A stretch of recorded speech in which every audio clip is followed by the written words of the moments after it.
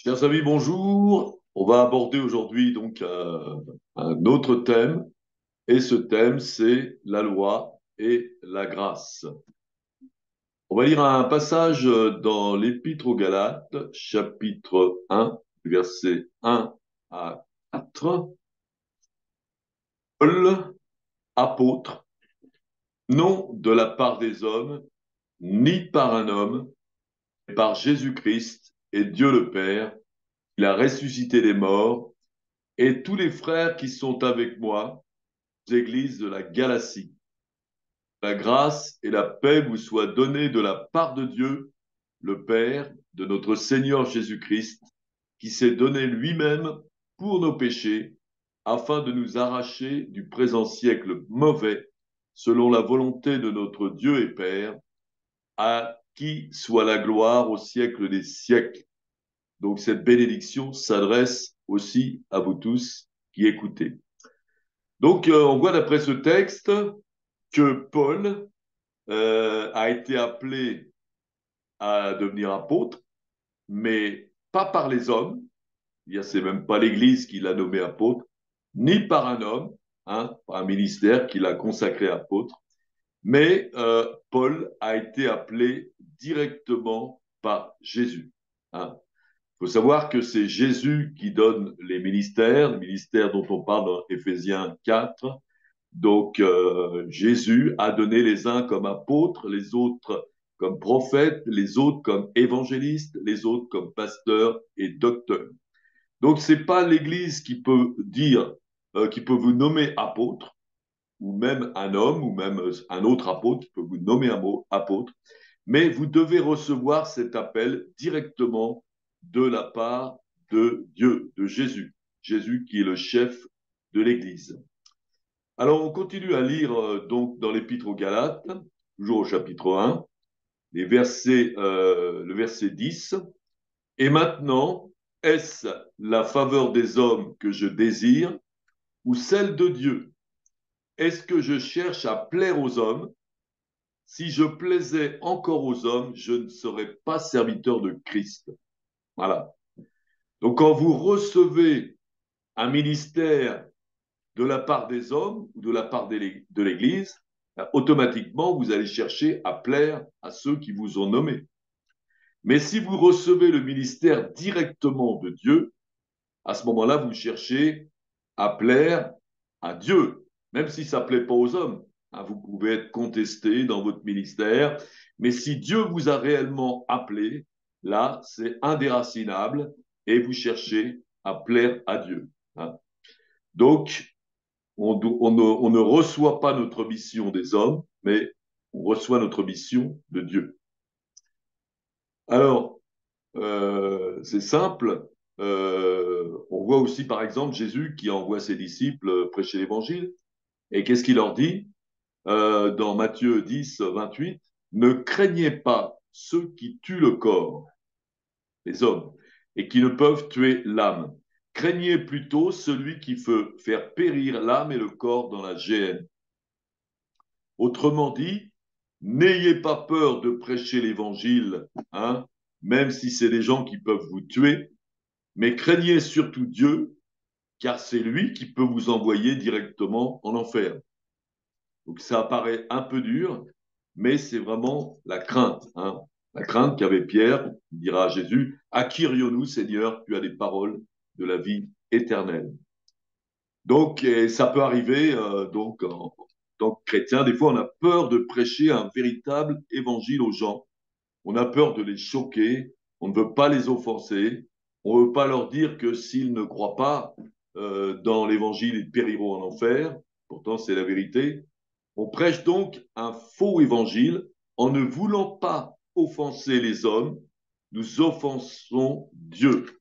Et si nous prêchons un faux évangile, hein, eh bien, nous risquons aussi de perdre notre salut. La parole de Dieu nous dit, 1 Timothée 4, 16, donc c'est Paul qui parle à Timothée, qui avait un ministère d'évangéliste, et il lui dit, veille sur toi-même et ton enseignement, persévère dans ces choses. car en agissant ainsi, tu te sauveras toi-même et ceux qui t'écoutent. Donc, en fin de compte, en faisant correctement son ministère, eh bien, Timothée va sauver les gens par la parole de Dieu et il va se sauver aussi lui-même. Mais si vous prêchez un faux évangile, vous ne faites pas ce que Dieu vous a envoyé faire et vous prêchez donc des mensonges. Et qui est le père de mensonges? C'est le diable. Donc vous travaillez pour le diable. Donc il faut absolument prêcher l'évangile avec la crainte de Dieu et donc respecter la parole de Dieu, ce qu'elle dit. Alors, on va lire donc un autre passage, toujours dans l'Épître aux Galates. Je vous déclare, frères, que l'évangile qui a été annoncé par moi n'est pas de l'homme, car je ne l'ai ni reçu ni appris d'un homme, mais par une révélation de Jésus-Christ. Donc, d'après ce texte, on voit que Paul n'a pas reçu non plus la doctrine, l'évangile, par les hommes, mais il l'a reçu directement par une révélation de Jésus. Comment est-ce qu'il a reçu cette révélation? Eh bien, il l'a reçue dans son esprit, par le Saint-Esprit. Il l'a reçue donc par révélation. Et comment doit-on, nous aussi, recevoir l'évangile qu'on annonce? Eh bien, nous le recevons aussi par révélation. Nous recevons la foi en Jésus par une révélation de Dieu. Et nous recevons aussi l'évangile et la connaissance de Dieu par révélation. C'est ce qu'on appelle la nouvelle alliance. Hein. Si on rappelle donc ce texte dans Jérémie 31, 33, mais voici l'alliance que je ferai avec la maison d'Israël. Après ces jours-là, dit l'Éternel, je mettrai ma loi au-dedans d'eux, je l'écrirai dans leur cœur et je serai leur Dieu. Ils seront mon peuple. Celui-ci n'enseignera pas plus son concitoyen, car tous me connaîtront du plus petit au plus grand, dit l'Éternel. Donc, on voit qu'un changement d'alliance, dans l'ancienne alliance, les gens suivaient les lois écrites, donc ils étaient enseignés par des prophètes, par toutes sortes de gens, et ils suivaient donc des lois écrites. Et dans la nouvelle alliance, c'est différent. Nous écoutons la parole de Dieu, nous recevons la parole de Dieu dans notre cœur, révélée par le Saint-Esprit. Ce qui est uniquement possible, évidemment, comme quand nous sommes nés de nouveau.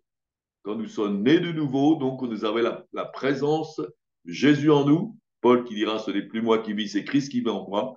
Et donc, le Saint-Esprit est en communion avec notre esprit et nous révèle tout ce que nous devons savoir.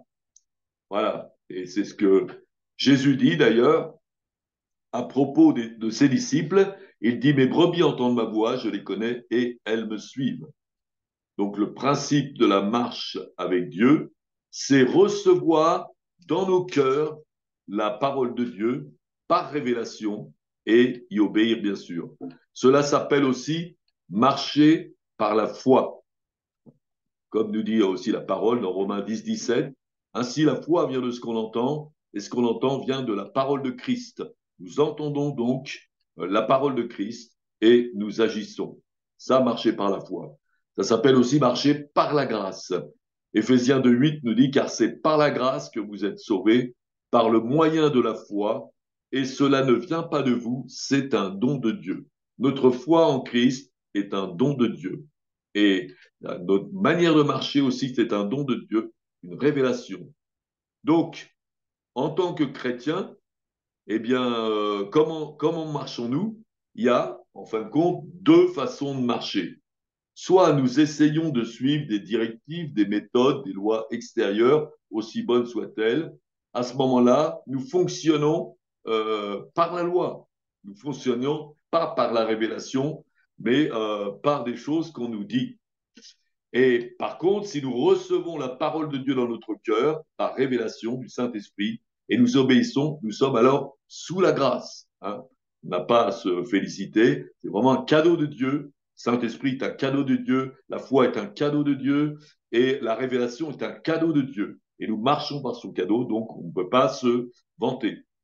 Donc, dans quel cas pouvons-nous véritablement plaire à Dieu, hein, et être sauvés? Eh bien, uniquement si nous sommes sous la grâce, en marchant par la foi dans la révélation de la parole de Dieu. Alors, on va lire un autre passage dans l'Épître aux Galates, chapitre 1 toujours, versets 15 à 18. Mais lorsqu'il plut à celui qui m'avait vie à part dans le sein de ma mère et qui m'a appelé par sa grâce, de révéler en moi son Fils, afin que je l'annonçasse parmi les païens, aussitôt je ne consultais ni la chair ni le sang, je ne montais point à Jérusalem vers ceux qui furent apôtres avant moi, mais je partis pour l'Arabie. Puis je revins encore à Damas. 3 ans plus tard, je montai à Jérusalem pour faire la connaissance de Céphas, Pierre, et je demeurai 15 jours chez lui, mais je ne vis aucun autre des apôtres, si ce n'est Jacques, le frère du Seigneur. Donc, on voit déjà tout ce qu'avait compris l'apôtre Paul, comment il fonctionnait. Eh bien, il fonctionnait par révélation, hein. Il ne faisait pas des choses dans sa logique.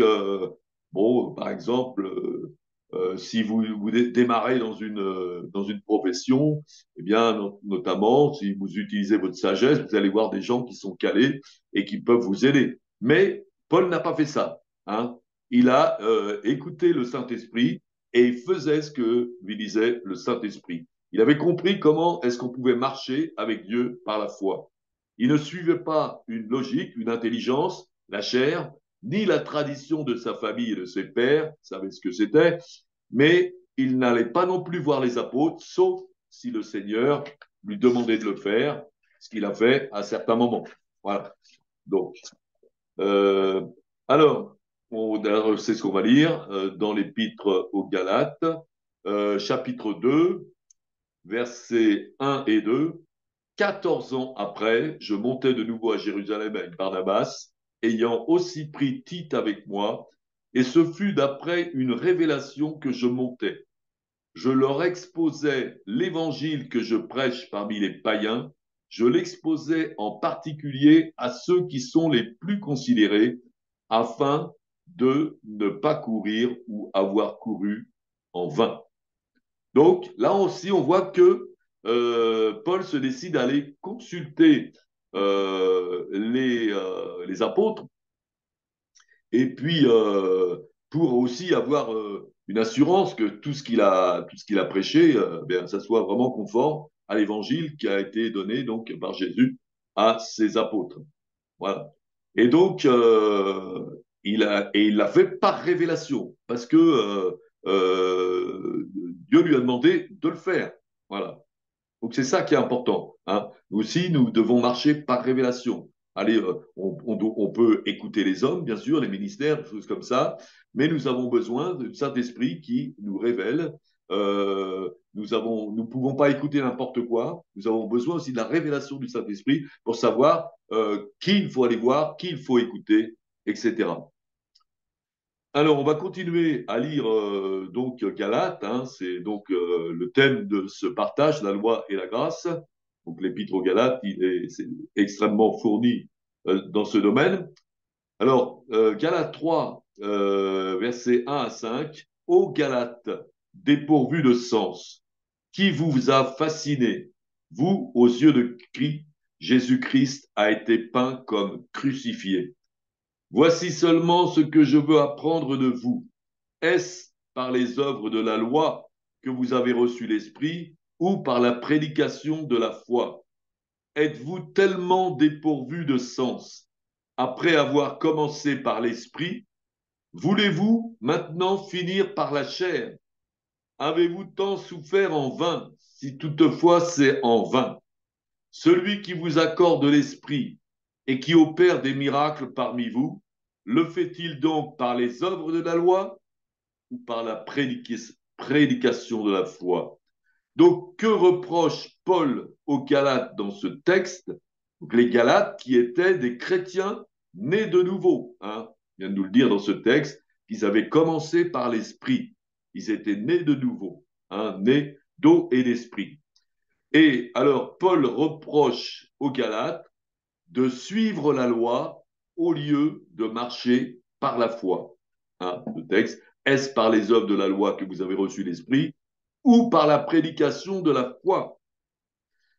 Et il leur reproche aussi de marcher par la chair au lieu de marcher par l'Esprit. Donc, après avoir commencé par l'Esprit, voulez-vous donc maintenant finir par la chair? Voilà. Et donc, en fin de compte, le fait de, au lieu de marcher par la foi, par la révélation de la parole de Dieu, il marchait donc en suivant la loi. Hein. Et donc, Paul explique que marcher de cette façon-là, c'est de marcher par la chair. Hein. Et il rajoute dans un autre passage, si vous marchez par la chair, vous mourrez. Et si vous marchez par l'esprit, vous vivrez. Donc, il y a une seule façon de vivre hein, en tant que chrétien, d'avoir cette vie éternelle, c'est de marcher par la foi. Hein. Et on voit que donc ces Galates étaient les chrétiens nés de nouveau, donc on peut aussi, c'est un danger qui guette tout le monde, commencer par la foi et finir par la loi. À ce moment-là, on est dérouté. On n'est plus sur le chemin du salut. On est sur le chemin de la perdition. On n'a plus de relation directe avec Dieu. On fonctionne en suivant des enseignements, écoutant des doctrines, cherchant des serviteurs de Dieu, cherchant des gens, etc. Mais on n'a plus de relation avec Dieu. Ça, c'est grave. Alors, on va lire un autre passage, c'est Galates, chapitre 3, versets 6 à 10. Comme Abraham crut à Dieu et que cela lui fut imputé à justice, reconnaissez donc que ce sont ceux qui ont la foi qui sont fils d'Abraham. Aussi l'Écriture, prévoyant que Dieu justifierait les païens par la foi, a d'avance annoncé cette bonne nouvelle à Abraham. Toutes les nations seront bénies en toi, de sorte que ceux qui croient sont bénis avec Abraham le croyant. Car tous ceux qui s'attachent aux œuvres de la loi, qui fonctionnent par la loi, sont sous la malédiction. Car il est écrit, maudit est quiconque n'observe pas tout ce qui est écrit dans le livre de la loi et ne le met pas en pratique. Et que nul ne soit justifié devant Dieu par la loi, cela est évident, car il est écrit, le juste vivra par la foi. Donc, d'après ce texte, on voit que le juste marche par la foi, comme Abraham a marché par la foi. On dit Abraham fut considéré comme juste, hein, parce que il crut en Dieu. C'est sa foi qui l'a justifié. Et de la même façon, c'est notre foi qui nous justifie. Et si nous ne marchons plus par la foi, nous ne sommes plus justifiés. Donc, nous sommes même maudits. Hein. C'est ce que nous dit ce texte, que ceux qui s'attachent aux œuvres de la loi sont sous la malédiction. Hein. Donc, quelque part, ils sont éjectés du chemin du salut. Ce qu'on va lire d'ailleurs donc, dans l'Épître aux Galates, chapitre 5. C'est pour la liberté que Christ nous a affranchis. Demeurez donc fermes et ne vous laissez pas mettre de nouveau sous le joug de la servitude. Parle de la loi. Voici moi, Paul, je vous dis que si vous vous faites circoncire, c'est dans la loi, Christ ne vous servira de rien. Et je proteste encore une fois à tout homme qui se fait circoncire, qu'il est tenu de pratiquer la loi tout entière. Vous êtes séparés de Christ, vous tous qui cherchez la justification dans la loi. Vous êtes déchus de la grâce. Pour nous, c'est de la foi que nous attendons par l'Esprit l'espérance de la justice. Voilà. Donc, le joug de la servitude, hein, c'est la justification par la pratique de la loi. Et ceux qui cherchent la justification par la pratique de la loi ne sont plus sur le chemin du salut. Ils sont sur le chemin de la perdition. Alors, en faisant quoi, par exemple? Eh bien, en se faisant circonscrire. Hein. même un seul commandement de la loi, ou alors en pratiquant le sabbat comme les Juifs de la première alliance. Hein. Donc, pourquoi on ne peut pas être sauvé en pratiquant ne serait-ce que l'une de ces choses? Hein. Parce que Paul vient de nous l'expliquer, hein, et je proteste encore, une fois, tout homme qui se fait circoncire, qu'il est tenu de pratiquer la loi tout entière. S'il ne pratique pas un commandement, il viole la loi tout entière. Alors, est-ce que c'est possible de pratiquer la loi tout entière? Eh bien, on a vu dans d'autres passages que non, c'est pas possible. Ce que nous dit aussi l'apôtre Paul dans l'Épître aux Romains, chapitre 3, verset 20, car nul ne sera justifié devant lui par les œuvres de la loi, puisque c'est par la loi que vient la connaissance du péché, et que tous transgressent la loi. Hein. Il n'y a aucun juste, pas même un seul. Tous sont pécheurs, tous sont privés de la gloire de Dieu. Alors, qui a été capable de pratiquer ou d'accomplir parfaitement la loi? Eh bien, aucun homme, mais Jésus seul. Lui qui nous le dit d'ailleurs, ne croyez pas que je sois venu pour abolir la loi ou les prophètes, je suis venu non pour abolir, mais pour accomplir. Jésus a lui seul accompli la loi.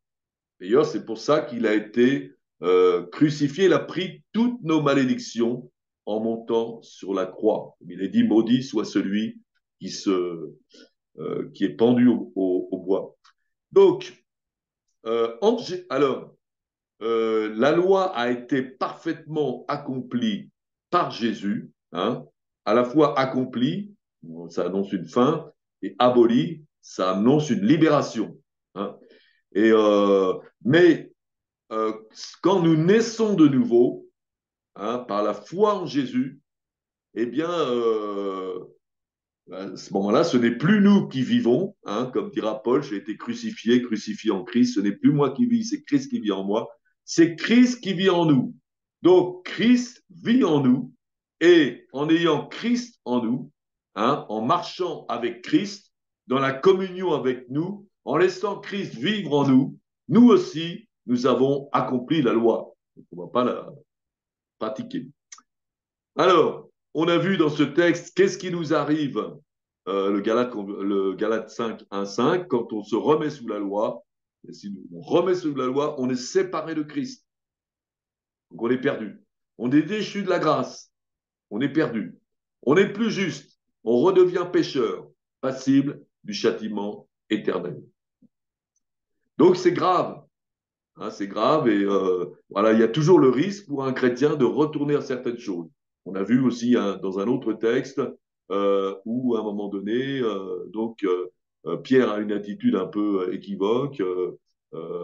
Il fait attention, il mange avec les païens, mais quand vient les Juifs, il mange plus avec eux quelque part. Donc, il essaye de plaire aux hommes quelque part. Et ça, c'est Paul donc l'avertit d'une manière très solennelle pour que ils ne suivent pas cette voie-là, grâce à Dieu. Donc, la seule façon d'être juste, c'est de marcher par la foi et par l'esprit, hein, par la grâce aussi. Donc, nous sommes libres de pratiquer par rapport à la pratique de la loi, nous sommes libres, hein, puisque il dit Christ est la fin de la loi, mais nous ne sommes plus sous la loi. Mais sommes-nous libres de transgresser la loi? Ah, c'est différent, non, bien sûr, puisque il est dit que le péché, c'est la transgression de la loi. Donc, c'est pas parce que nous sommes chrétiens, libérés de la pratique de la loi, nous marchons par la foi, que nous devons pécher. Hein, comme le dirait Paul, Christ est-il apôtre du péché? Hein? Non, pas du tout. Hein? Donc, évidemment, si nous marchons par la foi, par l'esprit, le Saint-Esprit ne nous conduira pas à transgresser la loi. Hein? On va lire ça dans Galates 5, versets 13 à 14. Frères, vous avez été appelés à la liberté. Seulement, ne faites pas de cette liberté un prétexte pour vivre selon la chair, mais rendez-vous par charité serviteurs les uns des autres. Car toute la loi est accomplie dans une seule parole. Dans celle-ci, tu aimeras ton prochain comme toi-même. Donc, Jésus seul a accompli pleinement la loi. Et si nous marchons en Jésus, par la foi et par l'Esprit, nous accomplissons pleinement la loi. Hein. Et nous verrons que l'amour, hein, c'est la bonne façon quand on aime les gens, quand on aime son prochain, quand on aime nos frères, eh bien, on ne va pas leur faire du mal. Hein. Donc, on ne va pas les voler, on ne va pas leur mentir, une sorte de choses. Voilà. Alors, en fin de compte, ce qu'on voit aussi, c'est que euh, la loi a été donc, la loi est importante, la loi, et, comme on le dit, la loi c'est la loi qui nous montre le péché. Donc c'est très important. Hein. Je veux dire, si dans notre pays, on voit en France, il n'y avait pas de loi, ben, ce sera la loi de la jungle. Hein. Je veux dire, donc il faut une loi. Mais je veux dire, certaines personnes peuvent être condamnées par la loi parce qu'ils ont transgressé la loi en France, bon, en prison. Mais est-ce que ça les change? Non, hein, radicalement. Il n'y a que Christ qui peut nous changer. Il n'y a que Christ qui peut nous transformer. Et en fin de compte, toutes ces commandements de la loi, comme la circoncision, par exemple, ou le sabbat, ce n'était que l'ombre des choses à venir. Hein. Paul nous l'explique, par exemple, dans Romains 2, 29. Mais le juif, c'est celui qu'il est intérieurement. Et la circoncision, c'est celle du cœur, selon l'esprit et non selon la lettre. La louange de ce juif ne vient pas des hommes, mais de Dieu.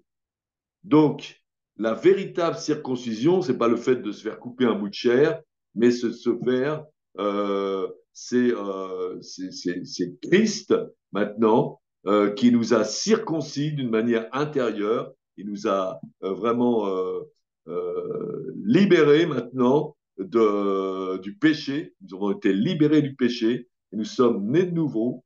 Donc, et comme il est écrit dans Colossiens, et c'est en lui que vous avez été circoncis d'une circoncision que la main n'a pas faite, mais de la circoncision de Christ qui consiste dans le dépouillement du corps et de la chair. J'ai été crucifié, crucifié en lui, ce n'est plus moi qui vis, c'est Christ qui vit en moi. Donc nous ne marchons plus sous la loi, pas selon la chair non plus, nous marchons par l'esprit. Voilà. Et même chose pour le sabbat. Donc, sabbat, c'est quelque chose. Donc, le sabbat a été donné dans l'Ancienne Alliance. C'était un jour aussi où les gens devaient se consacrer à Dieu, devaient écouter la parole, etc. Ne devaient pas faire d'occupation, de travail. Voilà. Et mais celui qui est né de nouveau en Christ, eh bien, et maintenant, il est consacré à Christ. Non pas un jour par semaine, mais c'est tous les jours, jour et nuit. Donc, c'est nuit et jour que l'Esprit habite en nos cœurs, que l'Esprit peut nous parler. Nous sommes, et c'est jour et nuit que nous le suivons. Voilà. Donc, le sabbat, c'était l'ombre du véritable sabbat. Hein. Donc, comme c'est écrit, par exemple, dans Hébreux 4, pour nous qui avons cru, nous entrons dans le repos. Hein. Le vrai repos, c'est pour celui qui croit. Celui qui croit, celui qui marche par la foi, il entre dans son repos. Il se repose de ses œuvres. Il ne pratique plus ses œuvres, ni les œuvres de la loi, mais pratique les œuvres qui sont préparées d'avance. Donc, il entre dans le repos. Hein. Et on voit que les Juifs de l'Ancien Testament, notamment quand ils ont donc erré dans le désert pendant 40 ans dans le désert, eh bien, ils avaient beau pratiquer le sabbat, de toute façon, ils avaient beau être circoncis, mais Dieu leur dit, donc, je jurais dans ma colère, ils n'entreront pas dans mon repos. Hein, voilà. Donc, il dit cela, quoique ses œuvres eussent été achevées depuis la création du monde, car il a parlé quelque part ainsi du septième jour, et Dieu se reposa de toutes ses œuvres le septième jour. Et ceci encore, ils ne entreront pas dans mon repos, puisqu'il est encore réservé à quelques-uns d'y entrer, et que ceux à qui d'abord la promesse a été faite n'y sont pas entrés à cause de leur désobéissance. Dieu fixe de nouveau un jour aujourd'hui, c'est la nouvelle alliance, en disant de David, si longtemps après, comme il est dit plus haut, aujourd'hui, si vous entendez sa voix, n'endurcissez pas votre cœur. Le vrai repos, c'est de marcher par la foi en entendant la voix de Dieu. Et c'est quelque chose que nous vont faire aujourd'hui. Car si Josué leur eût donné le repos, il ne parlerait pas après cela d'un autre jour. Il y a donc un repos de sabbat réservé au peuple de Dieu, pour nous tous, car celui qui entre dans le repos de Dieu se repose de ses œuvres, comme Dieu s'est reposé des siennes. C'est en Jésus que nous entrons dans le véritable sabbat, dans le véritable repos, un sabbat éternel. Hein. Et on voit que eh bien, les Juifs qui ont erré dans le désert n'y sont pas entrés à cause de leur incrédulité. Donc, ils n'ont pas marché par la foi, mais ils ont marché par l'incrédulité. Ils avaient beau essayer de suivre la loi, mais ils étaient dans l'incrédulité. Donc, c'est par la foi simplement qu'on peut être qu'on peut être aux yeux de Dieu agréable, comme dit la parole. Donc, une seule façon de marcher pour être sauvé, c'est marcher par la foi, à l'écoute de la parole de Dieu que nous recevons par révélation du Saint-Esprit dans notre cœur et obéir maintenant au Saint-Esprit. Marcher en communion avec l'Esprit, marcher par l'Esprit. Si vous marchez par l'Esprit, vous vivrez, mais si vous marchez dans la chair, marchez par la loi, vous mourrez. Que le Seigneur vous bénisse et à la prochaine fois.